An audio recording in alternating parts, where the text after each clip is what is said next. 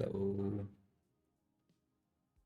So, so I have done some changes to the stream, as you can see. So welcome to part 4, first of all, and we are doing the threads thing. If the uh, new structure is distracting or something is messy, just let me know how we can improve. I'll try to make some changes. Okay. And I hope the audio is also clear. In the last video, the audio was kind of distortiony, so I reduced the boosting. It was at 24 dB or something. I changed it to 12 dB. Okay, so if something is wrong with that, also tell me. Fine. So we will start today's thing. So as you can see, there is a checklist that I have added, and it says what is the current part. We are at part 4 now. We are at part 4 now, and will be doing problems 7 to 11 in the level 2, so the harder difficulty. Okay, so let's start. Seventh question: avoiding deadlocks. Oh, by the way, I also um, pushed the code changes, and in this stream's description also I added the GitHub repo where you can clone this project. So if at all if you want to do it alongside with me, you can simply clone this repository and then do the problems from there.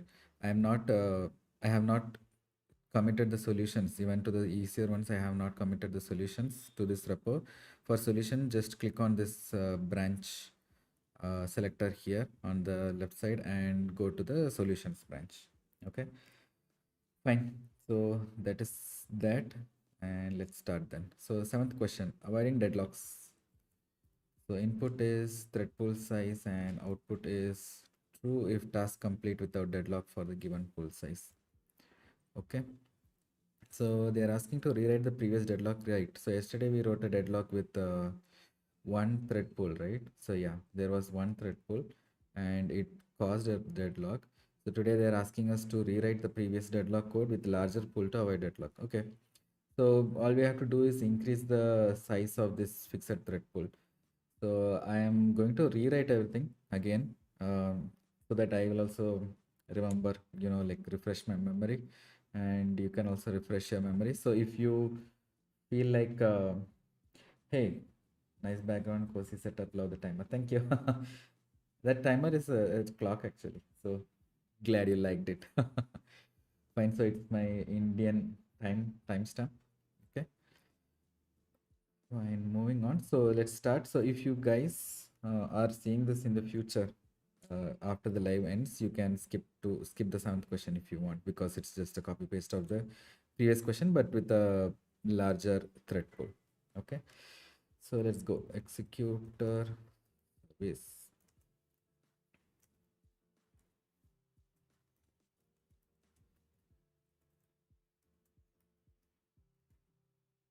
not single thread. We will have a fixed thread, new fixed thread pool, and let's say I create a pool size of 10. Okay. And what should we do? Should do svc dot submit. Oh, they gave the pool size in the arguments. I'll just do that. Pool size dot submit, and I will submit a function which just returns true. Okay, but then I should hold this in a future of boolean.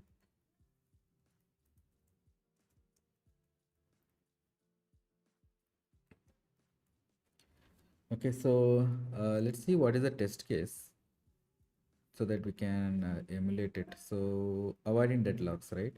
They're simply saying two. So we'll also do that. So in yesterday's case, if you guys remember, let me open it up. Um, Let me show my iPad. Right. So in yesterday's case, it was scrambled here. So what we were trying to do, I'll just try to point out what we tried yesterday. Uh,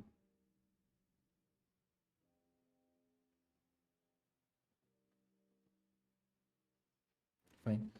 So yesterday what we tried was we created two pools, and in each pool there was a queue, and we created the queue size with two each.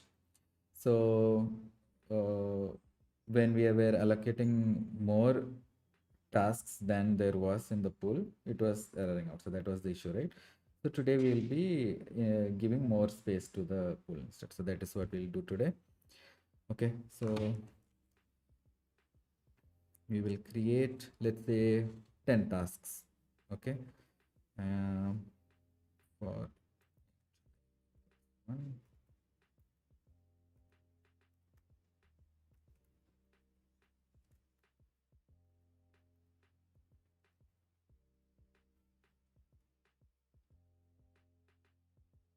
Okay, now I have to store. No, I don't need to. Yeah, I have to store the value actually. Yeah, I have to store the value of what do you say, this futures into a list. So I'll do that. List of future of.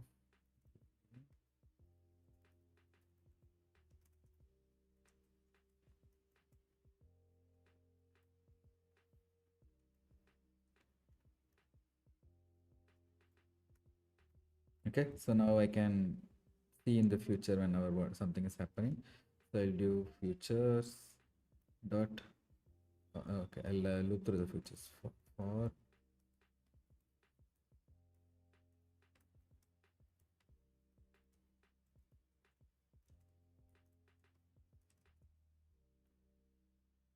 right. So I want to do get for each item, and I want to await the execution, right? So um, a future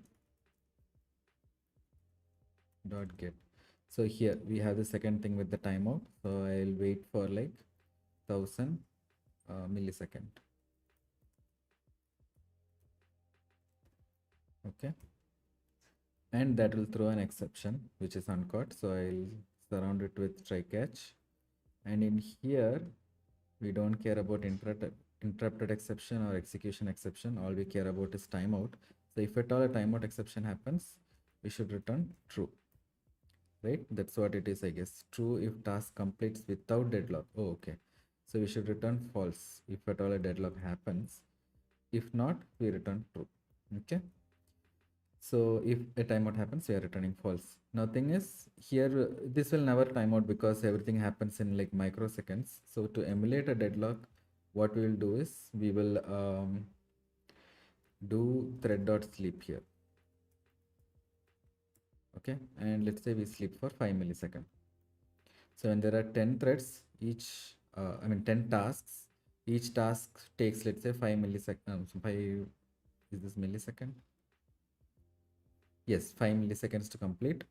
And the 10 tasks should take like what, 50 milliseconds to complete. But then we are waiting for 1000 millisecond for each task to complete, which means it will never time out, and we should be seeing this test case pass. So let me rerun this test case.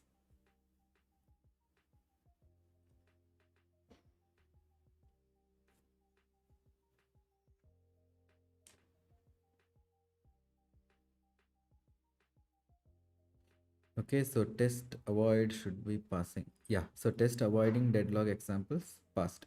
Okay, fine. So with that, that is done. We avoided a deadlock by actually increasing the pool size. We increase the pool size to 2. Okay, so that is done. Moving on. Dark background, please on notes. Uh-huh. It's already dark, right? Is it not dark enough?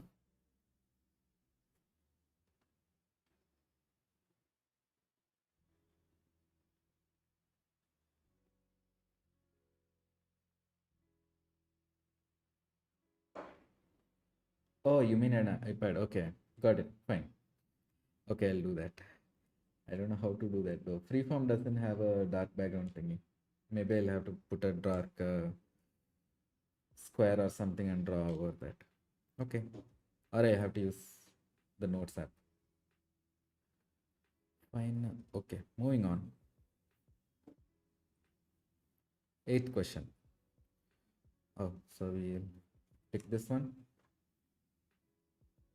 Blue color, red color. Pick this one. Moving on to eighth question.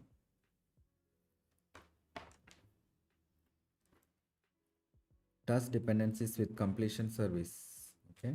Input is list of callables and output is list of completed IDs in order of task completion. Okay.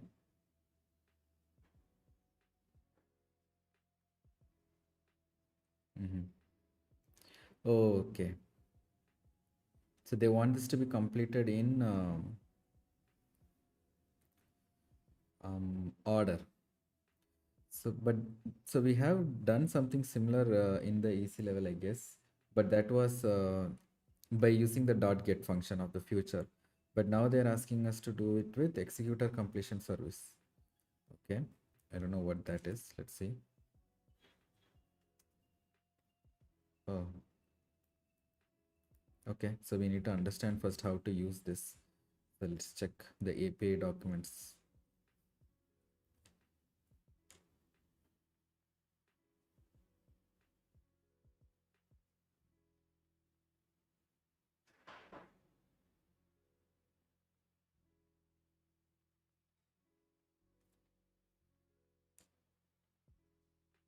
Isn't it just asking to collect the result in order? It is asking to collect the result in order. We can do that even with that dot get thing. What do you say? Dot get API. But then they're asking us to explicitly use the executor completion service. So that is why we have to. I think this is something more advanced. So we have to use this API.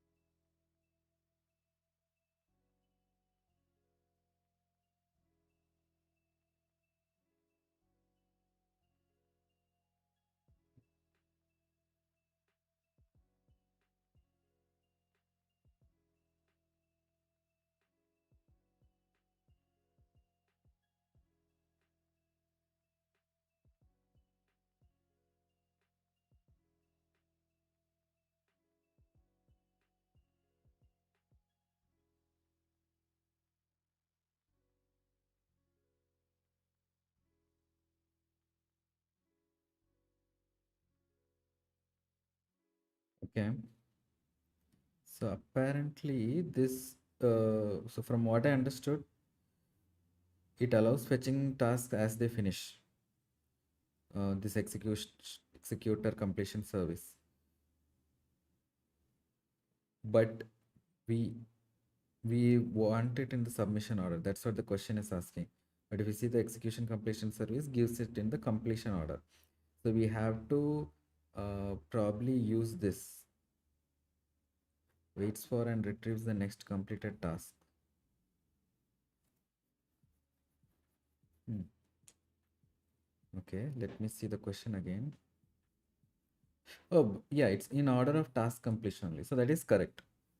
So it is not in order of submission. Yeah, correct, correct. Where are the multi-threaded problems? So these are the multi-threaded problems.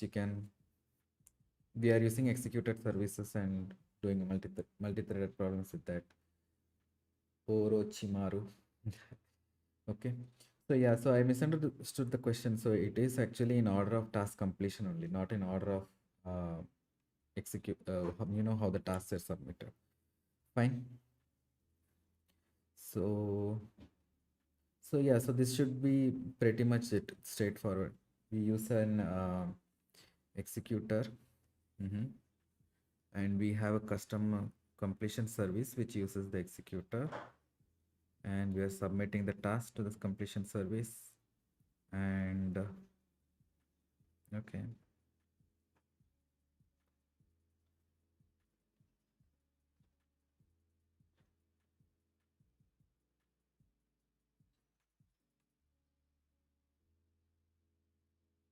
so this take is the important thing. So in completion service there is something called take. This function retrieves the next completed task. The poll retrieves the task if it is immediately available. So that's the difference. No, I mean the description says level 2 problems from 7 to 11. So is there any PDF? Even the GitHub repo says. Oh, the GitHub says 404. I'm sorry. Is it private? Oh, it is private. Let me make it public.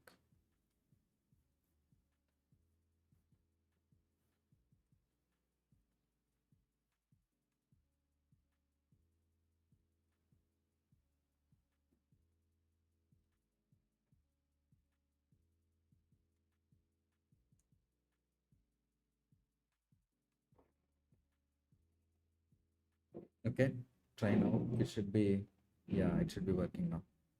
Sorry for that. I thought it is already public.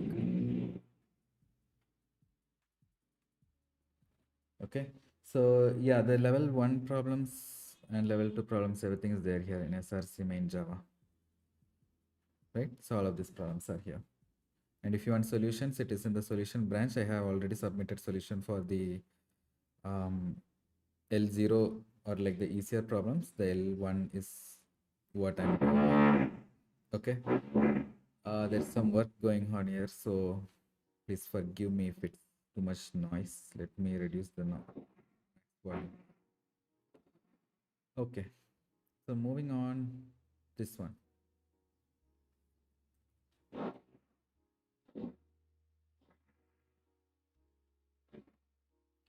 So we need a normal executor service. I'll do a fixed sorry, executors dot single thread pool, and then you need a executor completion service integer, because we are having callable integer.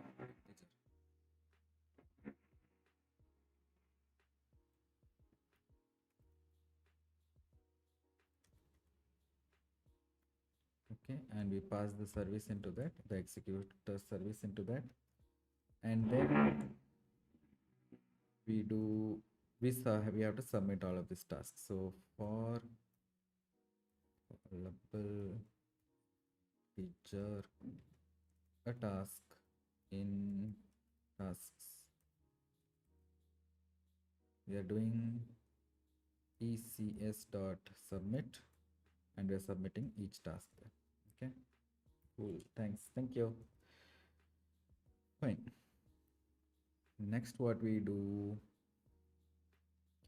we have to iterate through the number of tasks and get the items in an array list. So output should be a list of integer, right? So let's get the tasks. So let's build an array list of integer result equals new array.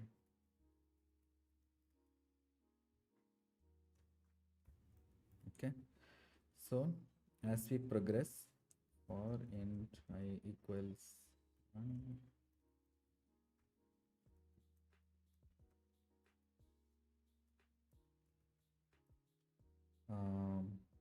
result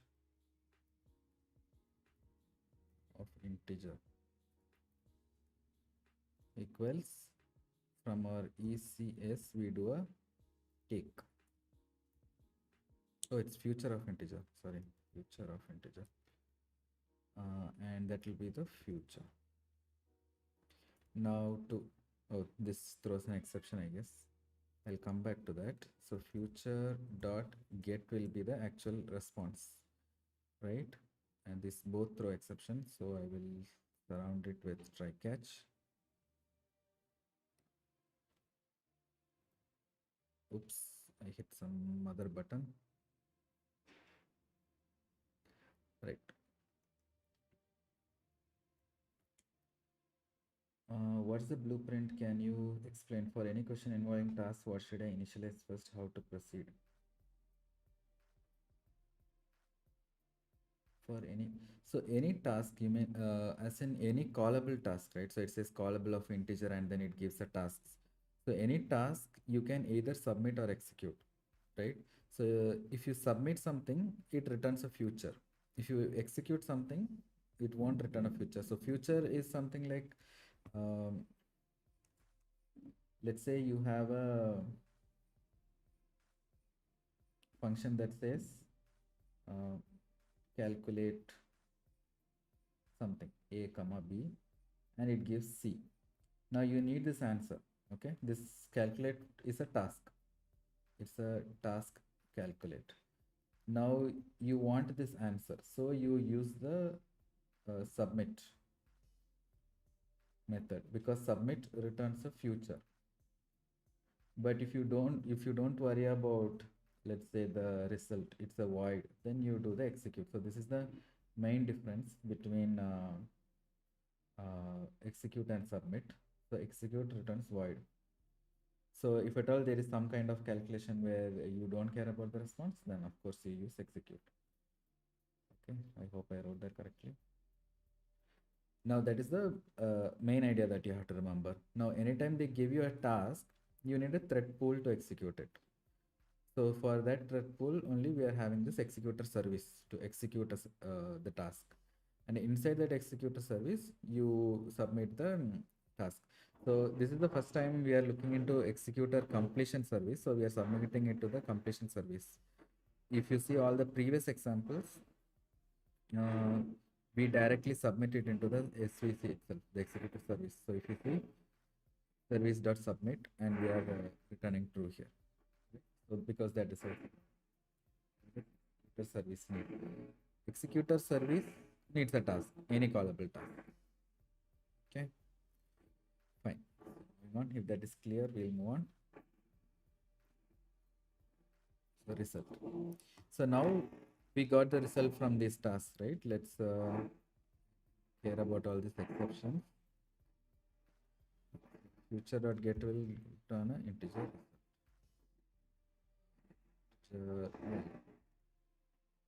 I'll add it to result dot.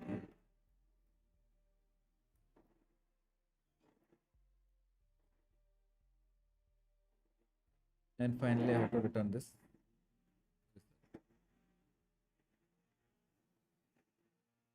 Yeah, thanks. Thank you. This noise is annoying me.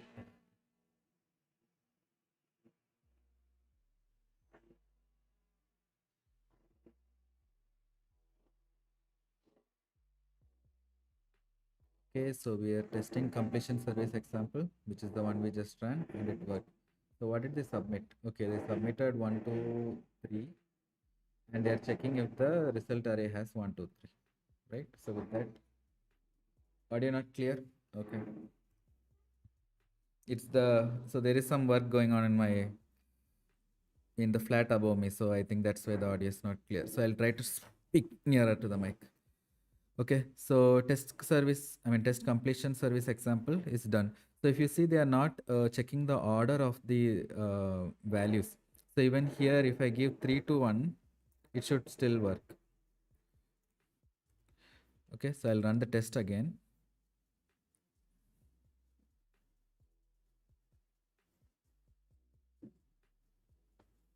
So you see test completion service example passed again.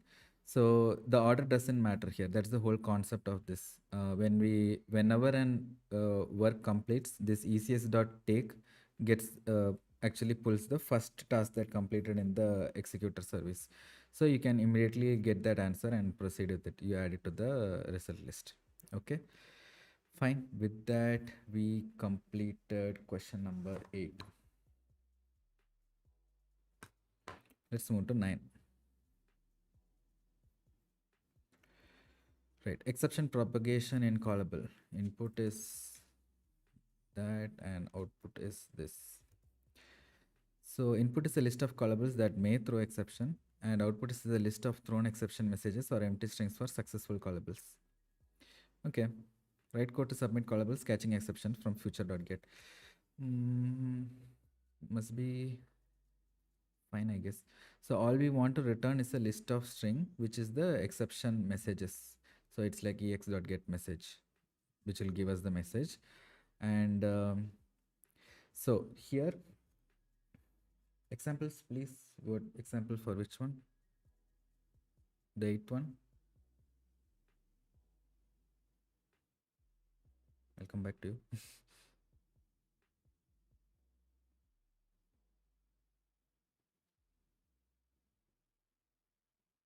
Oh, current one.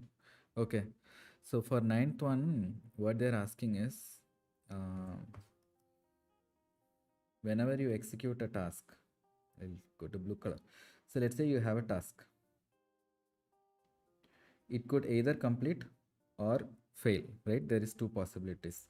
Now, if it passes, they want us to return an empty string. If it fails, they want to return the value of why it failed. Let's say interruption happened. Maybe that is the failure. Okay, interruption occurred. So if interruption occurred, you want this. So they want to build this into a list of strings and return it outside. So it's a list of string. So this is the whole concept of this question. So we have to run all those tasks, get any exceptions, get exceptions if any. If there is no exception, we just add an empty string into the array list and return it. Okay, hope that's clear. If there are questions, just let me know. So write code to submit callables catching exception from future.get, right? So let's start. As usual, you need an executor service. If you executor service, if you want to run something,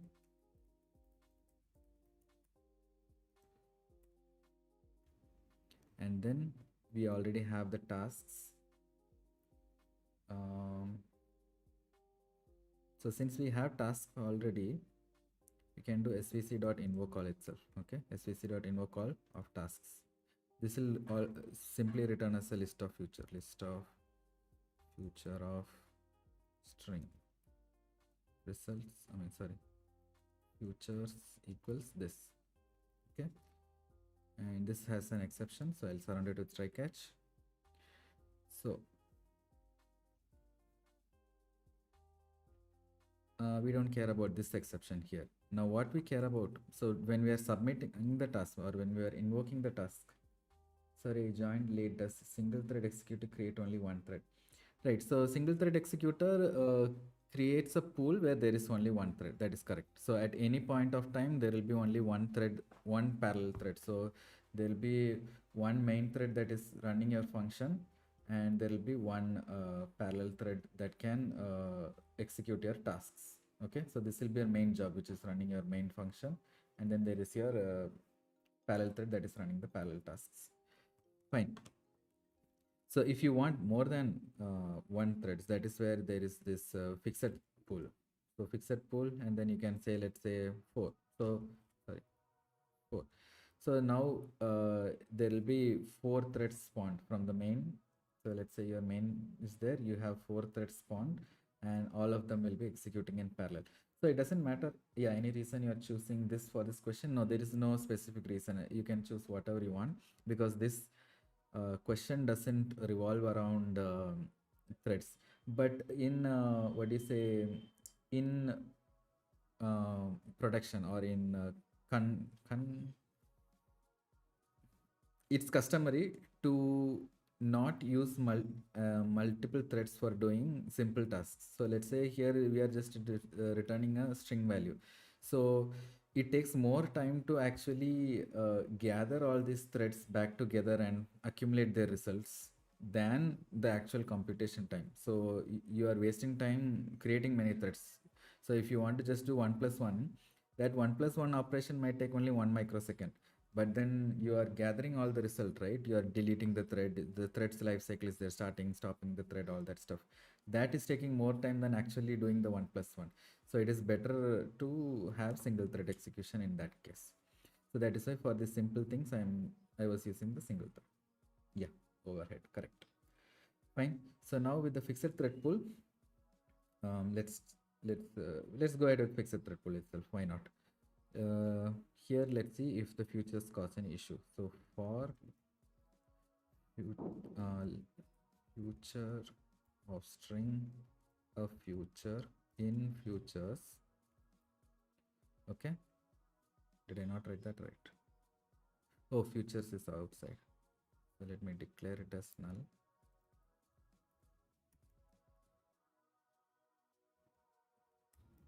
Okay. So let's iterate through all the futures. And now we have to do string a result equals some result, a future dot get. Now this get will throw an exception. This is what we are worried about. Okay, so if at all any exception happens here, so there is one more type of, I just did undo. So there is one more type of multi-catch called that sorry, one more type of catch which is called as multi-catch. So what I'll do is I will use this one. So if you do you do e dot get message, right? So if you see, the question is asking about exception messages only, or empty strings for successful, right? So what we'll do is, if at all an exception happens, we'll add this to our result. So we didn't yet create a array list for our result. So let's do it. List of string result equals new array list. Okay, then I'll do a result dot add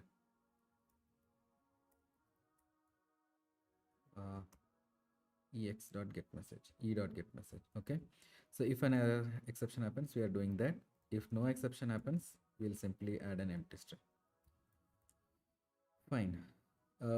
Right, so this result was not at all needed because they are not interested in the result, or I don't know if the test case is interested in the result. We'll just return this and see what's happening. Okay, so just to, yeah, success result is not needed. So just to make everything clear, this result, right, is the result of the actual task that got executed, and the question itself doesn't ask about it. So it just asks to return empty string, so I'm ignoring it. Okay, so I will run the test, and this was exception propagation and callback. Okay, so test exception propagation and callback failed, so I'm assuming they are looking for the, no, oh, they just want to see fail. Okay,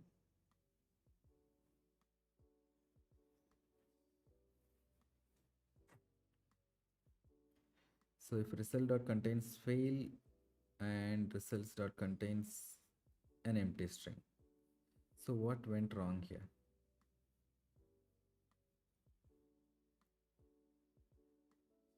Oh, I think the execution exception itself will be having a another get cause, right? Get cause dot get message is what I'm assuming. Let's see if this works. I'll explain what happened.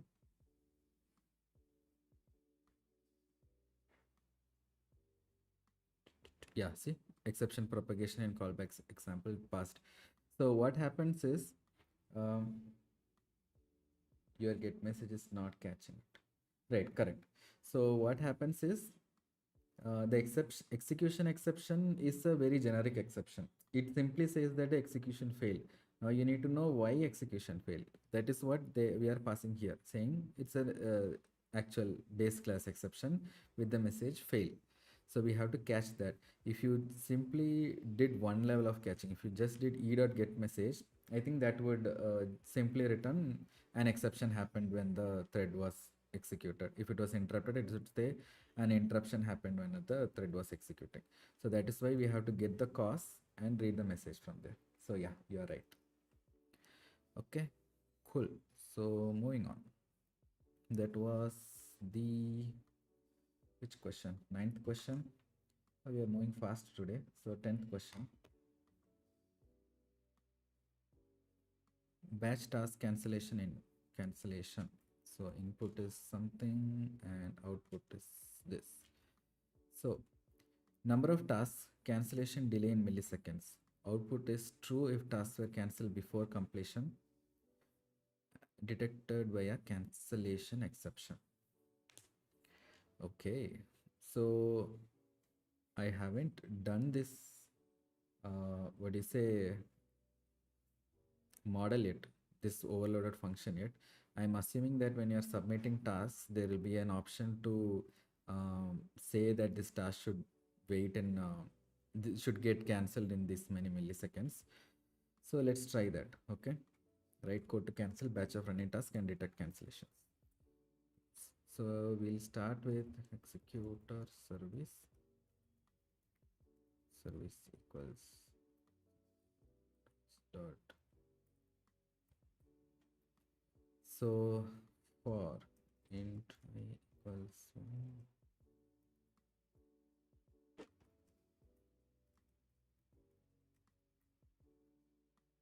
let's do service dot submit.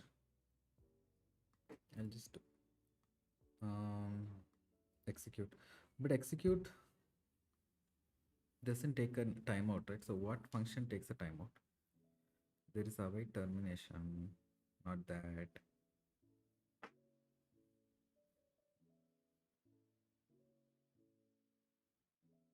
So the none of this actually, just another type of catching only, I guess. The catching part is correct, but then they are saying it should get cancelled. So with whatever we have studied so far, we can use the service.await termination, right? So await termination actually waits for some X number of seconds and it cancels the task. But I don't know if that is what they're asking to do, or maybe when you schedule itself, you can say that a task should only run this much time. I'm not sure about that. So that is what I have to look for. So let's say with what we know, let's try with what we know.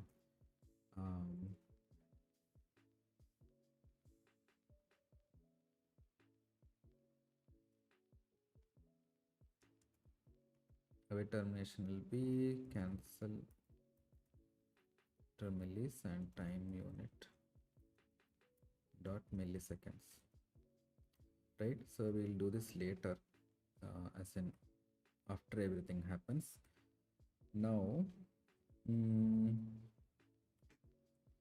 here we have to submit few tasks, right? svc dot execute, and I'll just do nothing. Okay, it's an empty task, or I'll say cancel after millis, right? Let's see how many milliseconds they are waiting. So we will try to they are waiting 100 milliseconds, so we will make it sleep for more than that, sleep for like 1000 milliseconds.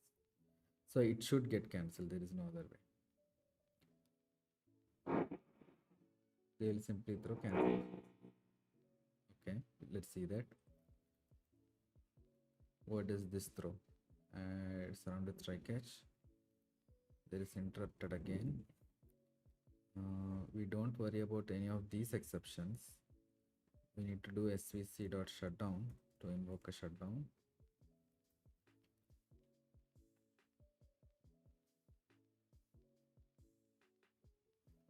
And we can do svc dot is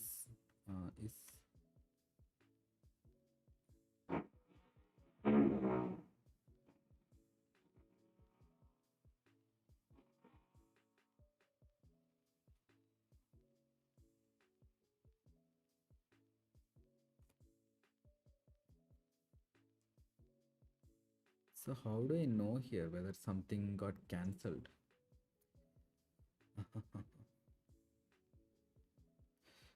There is shutdown now, right? Shutdown now actually returns all the things that were not run, but then they are asking to detect cancellation exception. It's in parameters. Which parameter?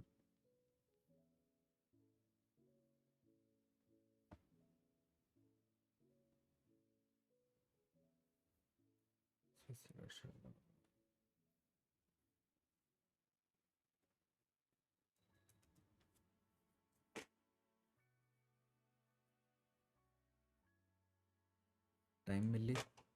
I don't know which one you're saying about. No, I'm looking for this exception particularly, the cancellation exception. I want to know how to get this. Let's try. Let's ask.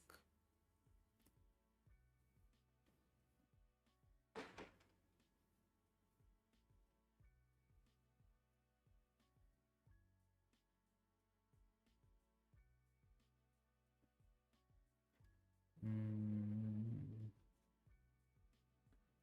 commonly associated with future. Oh, so you mean it's old comment. Okay. A task has been expected to cancel using future dot cancel. Hey, there's a future dot cancel.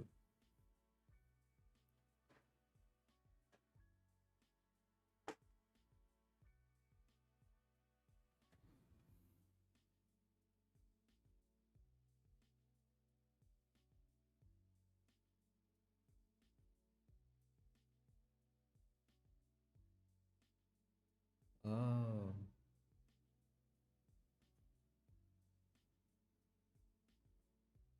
okay, okay. I have an idea. So, um, let's do this. So this example here, what it's saying is, you allocate a task, and the task is taking 5 seconds to run. So 5,000 milliseconds is 5 seconds to run, and immediately they're canceling it.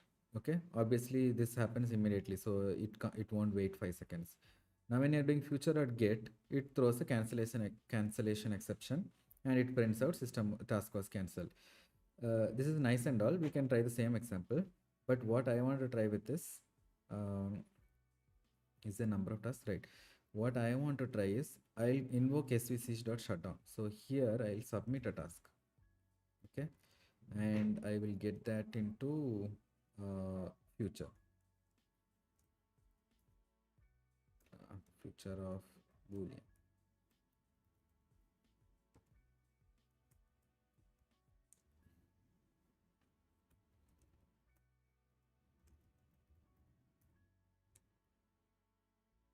It's not submit, it's execute. Hey, it is correct, right? What's the mistake? Oh, it must return it. So return, okay. Sorry, return false. So if it couldn't sleep, it would return false. Now thing is, I'll store this in list of future of.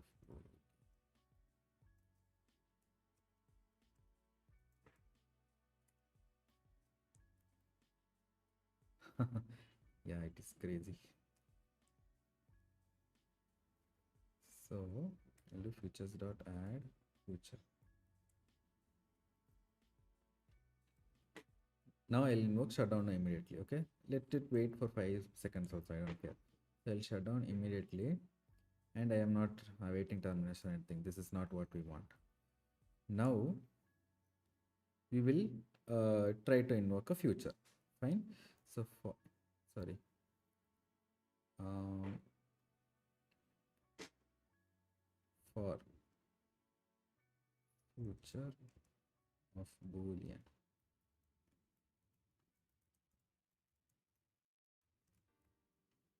Now I'll try to do a future dot get, and this will return our important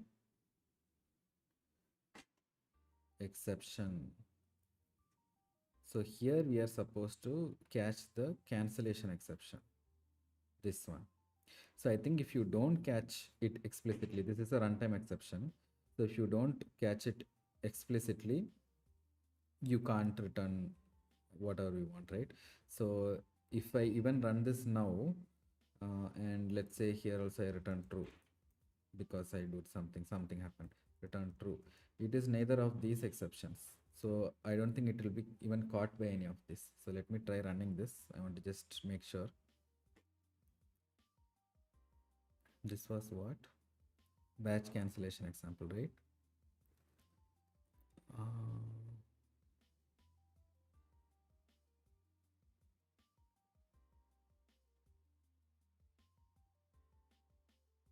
okay, that's taking, so it is getting executed. Why is it getting executed?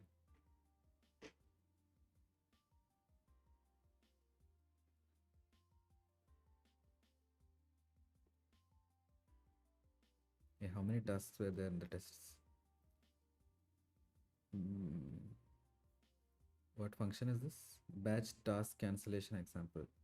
Batch task 5 and 100. What is 5?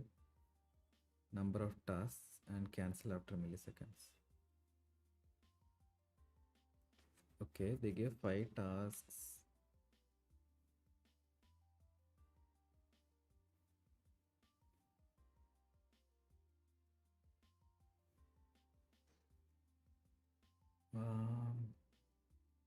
So do you need this shutdown with svc dot await termination and cancel after millis timeout time unit dot milliseconds.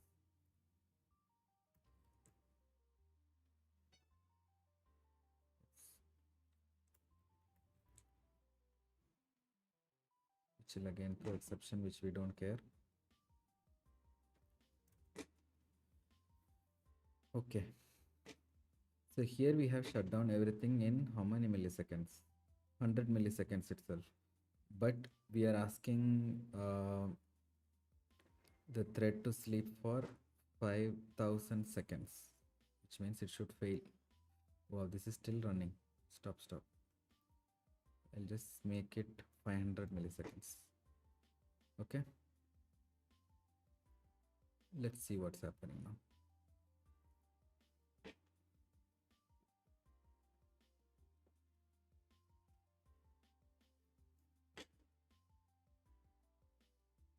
It failed. So I am assuming that it didn't catch the exception properly, this return true, right? So let's now add one more catch. What is it? Cancellation exception, is it? Cancellation exception. Cancellation exception. CEX. So if that happens, I'll return true. So neither of these previous return trues mattered. So we are worried only about this single return true. Okay, return.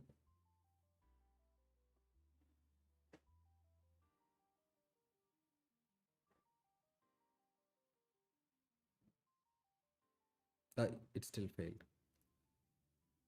For some reason, it is waiting. It's taking 2 seconds, which means how many threads were there? 5 threads were there, right? So to all 5 threads are executing. It is not getting cancelled. That is the problem. So future.get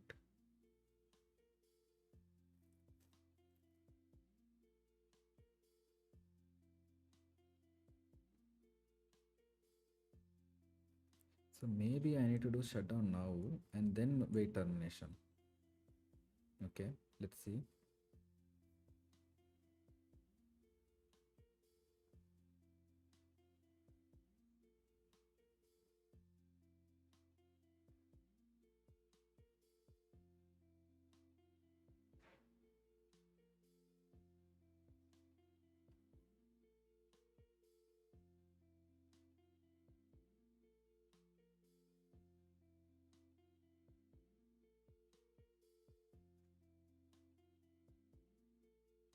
Shutdown now simply gets hung. Attempts to stall actively executing tasks, halt the process of waiting tasks and returns a list of tasks that were waiting.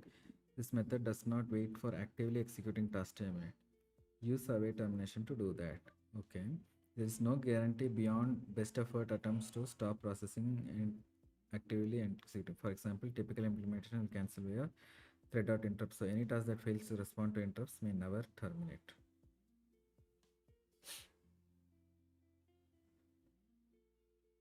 So is it saying that because I'm not doing this, it's creating a problem? No, it might not. Okay, let's see if this got, no, this didn't do it. So let's ask what happened. If you guys, yeah, this question is pretty hard. Let's ask Perplexity what's wrong with our code. Why does this not return true?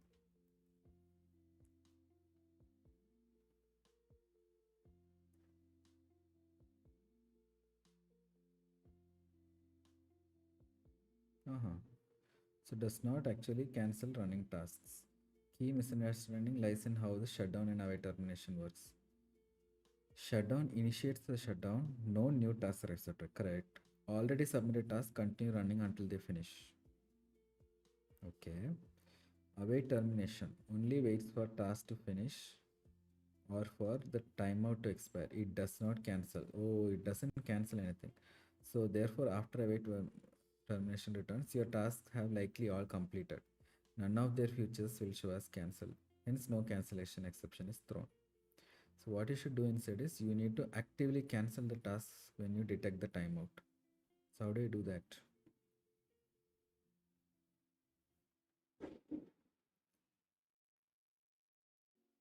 So they're asking to do f dot cancel. Hmm. Okay, so let's try like this. I'm calling shutdown and then, okay, I'll comment this out. I'll not even call shutdown, okay? I'll just wait for, sorry, where's thread dot sleep? Thread dot sleep, then cancel after millis. Sound try catch, okay?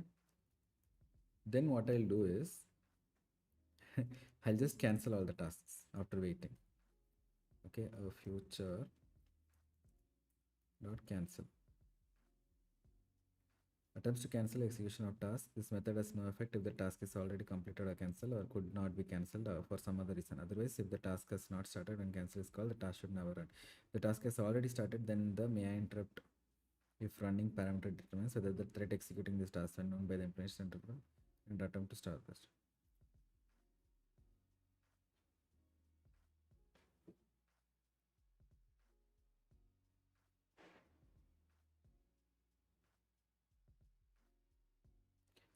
So they are saying if the thread executing the task should be interrupted. Yes, we need to.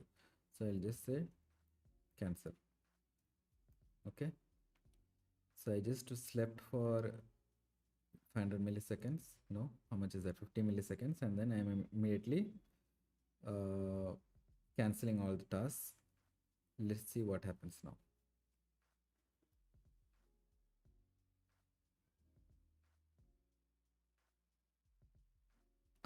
It passed finally. Okay, so it makes sense. So the whole point here was, after doing all these exercises, we understood that shutdown continues to run every task until they finish, so they don't interrupt anything. And await termination also does not cancel or interrupt the running task. It will just time out. And we should actually intentionally cancel the, right. So we should actually intentionally cancel the futures. Then only they will get interrupted. Okay, fine. So if you have any questions, you can ask me. This was a pretty hard one. Okay, so we did the 10th question. Moving on to the 11th one.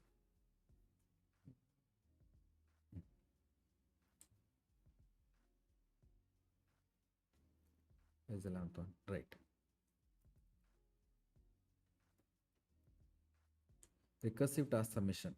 Input is initial task level depth. Output is true if all recursively submitted tasks completed within a time limit. Okay, let me increase my audio because the drilling stopped. Okay, so write code for a task submitting subtask recursively to demonstrate queuing or starvation effects. Okay.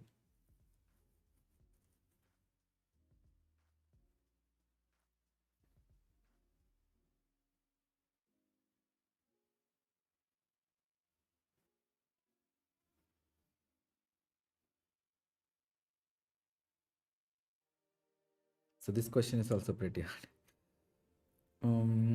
So what they're effectively asking is when you submit a task, the body of the task should be another task. So you are spawning a thread inside a thread. That is what they're asking. Now, what is the point of this depth? Let's see the test case. They're asking to go 3 times. Okay.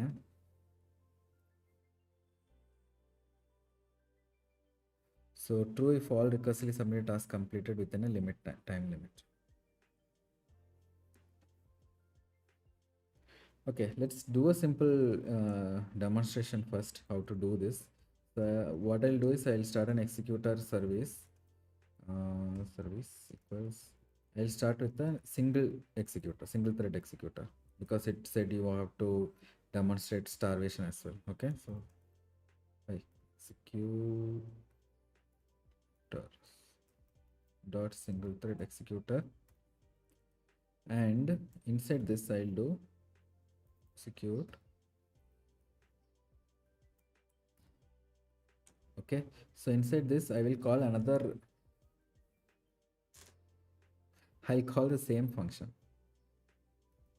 Okay, and what it would do is, if depth equals 0 or like less than equals 0, I'll return. Else what I'll do is I'll call the same function and do depth -1. Okay, so it will go into 3 levels of depth. So if you guys need some explanation recursion, just let me know. Okay, so in the end it should return true. Oh, it should return this. Okay. So we have to do a submit. Okay, svc.submit return true. Okay, and this should also return true. So every function returns true, and in the end we return a true. So if any of it fails due to some exception, we will return false. That's what we'll do. Okay, so what we'll do, future of boolean result equals this, and we'll do return result dot get. That will throw an exception, so we'll do surrounded try multi-catch. Okay, if at all an exception happens, we'll return false. Okay, otherwise we return true. Unreachable code. Okay, fine, so we'll remove that. Okay, so if at all any exception happens in any of the stack when you are iterating through the whole depth, then we'll return false. If they pass properly, they return true anyway, right? So it will be returning true. Okay, let's try this. Run this test suite.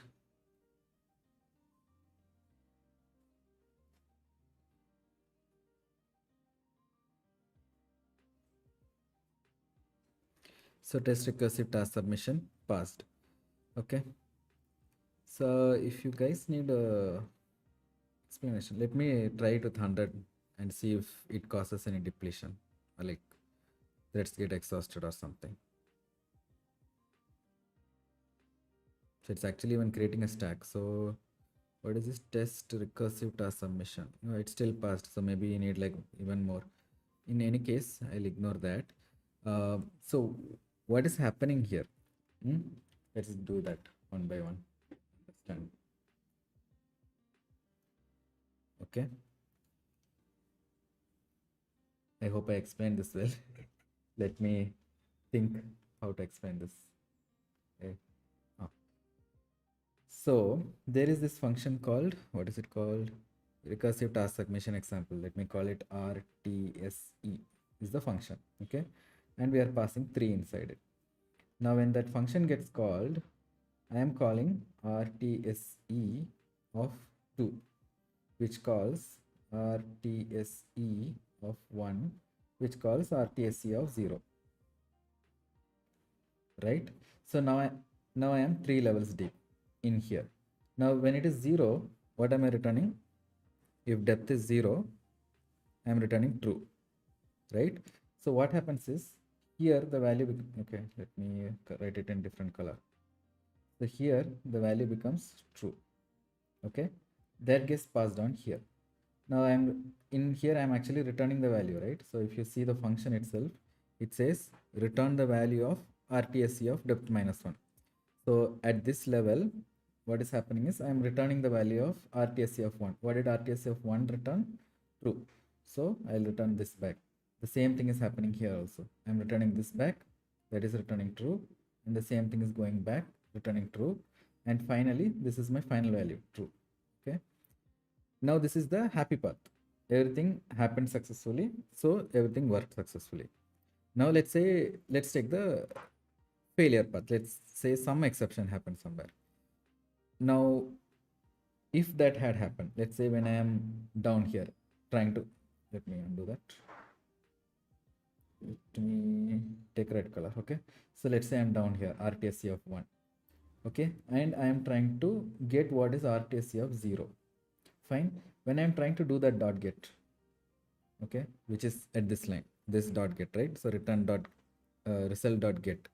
If at all an exception happened here, something happened, interrupted, or it got a stack overflow issue or anything like that, if at all anything like that happens, I'm returning false. Okay, so if that get had failed, it would have returned a false, right? Now what does the next thing do? That will also like propagate that false, and in the end our main thread will show false, which means something got failed in all of this, and then we ran out of space to run or something like that, and the final answer became false. Oops. Right, so the final answer would have become false, but then it is very difficult to emulate that. Maybe if you spawn like 10,000 threads or something, it might create a stack overflow issue, and we might see that. Let's why not do that? Where is this? Okay, I'll spawn 1 lakh, right? So hopefully this will fail.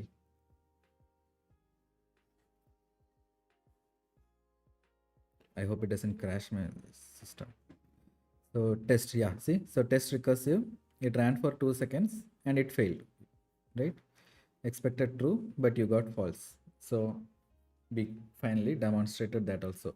If you want to see why it failed, let's do that also. Let's see why it failed.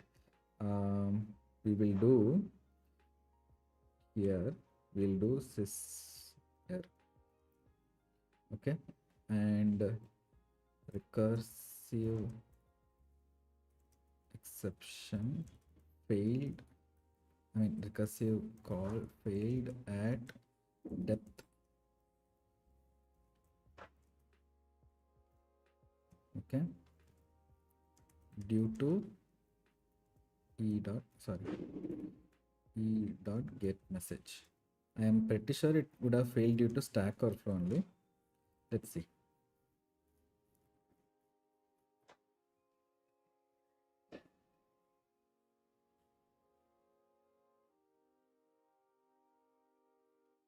Okay, failed at depth 9.3, so it went a long distance. Oh, it failed due to out of memory error. So it's a runtime error, which is the JVM itself didn't have any more space to execute the threads. So it failed at 95938, 95,000 itself. So yeah, it was good that we put, this is 10 lakh, 10,000, 10,000 lakh, 1 lakh. So 5,000 tasks couldn't get executed. I mean, 5,000 levels of depth it couldn't execute. Okay, so I'll reset the test case back to 3. Fine, so that was 11. Oh, so we completed all of the activities we had for this live stream. Okay, that's good, that's good. So if you guys have any questions, this is time for questions.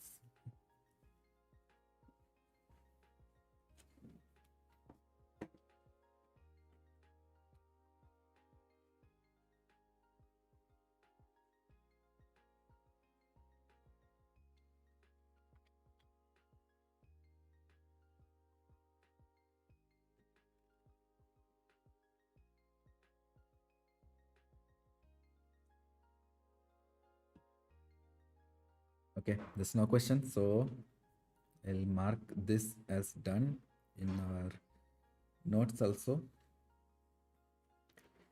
Where is font? Yeah, fine. So we completed part 4 and we have part 5. The time now, what's the time now? 3:30.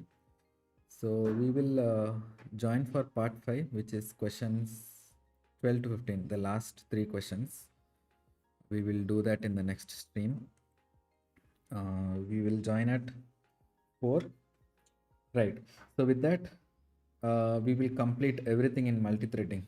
So we can move on to our next subject, which is streams. Okay. So we'll join for streams after the 4 o'clock session, and see you guys there. If you like the video so far, drop a like, and thank you for joining. Bye.